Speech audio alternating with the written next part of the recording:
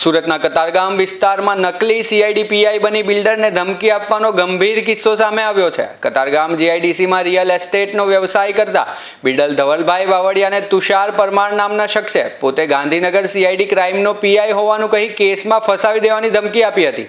તેમજ નાણાકીય વિવાદમાં સમાધાન કરવા માટે સતત દબાણ કરવામાં આવતું હોવાનો આક્ષેપ છે।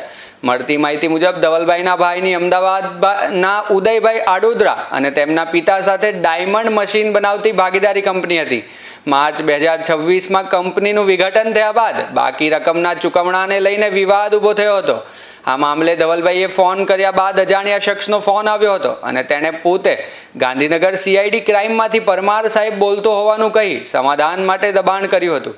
શંકા જતા ધવલભાઈએ ગાંધીનગર સીઆઈડીમાં તપાસ કરાવતા તુષાર પરમાર સીઆઈડી પીઆઈ ન હોવાનું સામે આવ્યું હતું। સમગ્ર મામલે કતારગામ પોલીસે ફરિયાદ નોંધી તુષાર પરમાર વિરુદ્ધ ગુનો દાખલ કરી વધુ તપાસ હાથ ધરી છે।